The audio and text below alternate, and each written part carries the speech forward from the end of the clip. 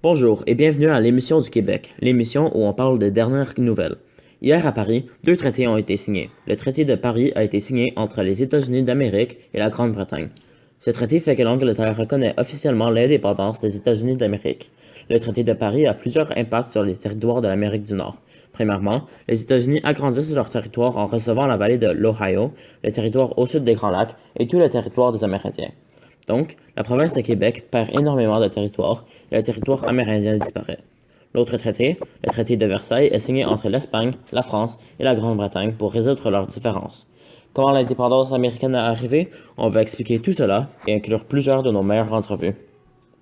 En 1764, l'agitation dans les 13 colonies est devenue plus pire. Les habitants de 13 colonies étaient déjà en colère après ne pas avoir obtenu la vallée de l'Ohio de la Grande-Bretagne après la proclamation royale en 1763, et en plus, la Grande-Bretagne impose une taxe aux 13 colonies. La Grande-Bretagne s'est endettée pendant la guerre de 7 ans et a décidé d'adopter le Sugar Act qui impose des taxes sur plusieurs produits importés aux 13 colonies, notamment le sucre. En 1765, la Grande-Bretagne n'arrête pas à imposer des taxes stupides. Elle a imposé le Stamp Act aux 13 colonies. Cela fait que les 13 colonies doivent payer des taxes pour mettre un timbre sur les lettres qui circulent dans la colonie. En 1767, la Grande-Bretagne a encore une autre fois imposé une taxe sur les 13 colonies. Cette fois, c'est le Townshend Act qui impose des taxes sur plusieurs produits importés dont le thé et le verre. Les États-Unis étaient très agités et voici ce qui est arrivé dans la colonie cette journée. Bonjour, je suis avec Benjamin Franklin, ici en Philadelphie. Bonjour Ben. Bonjour. Comment sentez-vous par rapport aux taxes imposées par le Parlement britannique? C'est absolument terrible qu'on doit payer ces taxes. Mais comme plusieurs des colons, ici, on dit no taxation without representation. Qu'est-ce que cela veut dire? L'Angleterre n'a pas le droit de nous taxer sans les représentants élus au Parlement de Londres pour nous représenter. Comment penses-tu que Londres va effacer ces taxes? Je pars en voyage bientôt au Parlement de Londres pour essayer de les convaincre d'arrêter ces taxes. Merci Ben. Merci à toi. En 1773, apparemment, les revendications n'ont pas fonctionné et le Parlement de Londres adopte le Tea Act qui donne le monopole de commerce du thé à une compagnie anglaise des Indes orientales. Quelle est la réaction dans la colonie? Bonjour, aujourd'hui je suis avec Bob à Boston, un colon des 13 colonies. Bonjour Bob. Bonjour. Que pensez-vous du Tea Act? Encore, ces imbéciles de Britanniques font une autre loi. Tu sais quoi? Nous, on a assez.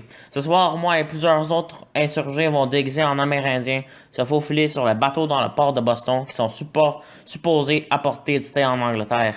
Puis, on va jeter les cargaisons de thé à l'eau. Nous serons les fils de la liberté. Merci beaucoup pour l'information. Puis on a fini par appeler cet événement le Boston Tea Party.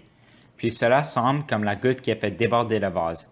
Maintenant, en 1774, le Parlement de Londres a adopté les lois intolérables qui incluent la fermeture du port de Boston jusqu'à temps que la cargaison jetée à l'eau soit remboursée.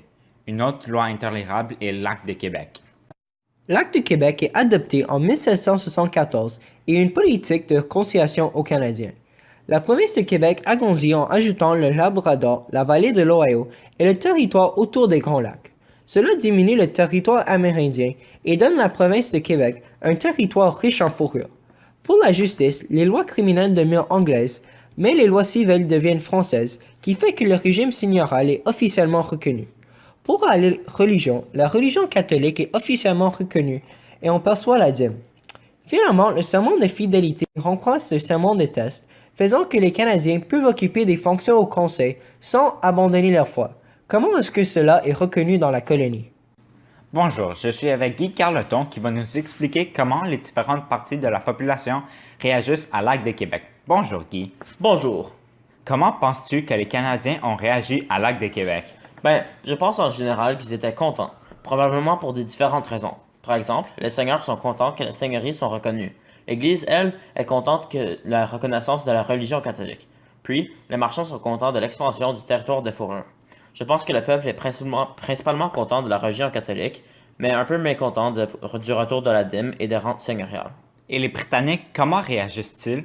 Le French Party et moi sont contents que nos idées soient retenues, mais le British Party est mécontent du retour du régime seigneurial et qu'il n'y a pas de chambre d'assemblée. Après cette entrevue, on a eu des nouvelles des États-Unis et qu'ils étaient mécontents que les Britanniques donnent des concessions aux catholiques qui n'ont pas obtenu la vallée de l'Ohio et ils critiquent le fait qu'il n'y a pas d'Assemblée nationale. Ils ont dit qu'ils veulent faire la guerre avec les Britanniques. Mais avant d'entrer dans la guerre, ils nous envoient une lettre qui nous demande si on veut joindre à leur révolte. Que penses-tu, Monseigneur Bruyon? On ne joint pas à ces diables. Ils ont critiqué l'acte de Québec. Je dis on joint l'armée britannique. Malgré l'annonce de Monseigneur Bruyon, la plupart des Canadiens restent neutres. Mais certains prendront les armes pour les Britanniques comme les seigneurs, et certains prendront les armes pour les insurgés, voulant qu'il y ait un changement. Après ne pas avoir salué aux Américains, une armée d'insurgés avec le général Montgomery se rend à Montréal et prend la ville sans aucun combat. Après son victoire, on a eu l'opportunité de parler avec le général Montgomery. Bonjour Montgomery, que penses-tu de ta victoire à Montréal? C'était une belle victoire, même si on n'a pas combattu. Mais notre vrai but est de prendre possession de Québec et on va partir bientôt. Montréal demeurera américaine pendant un hiver. Après, les insurgés se rendent à Québec avec les généraux Arnold et Montgomery. Cette fois, il y a des combats et Montgomery meurt.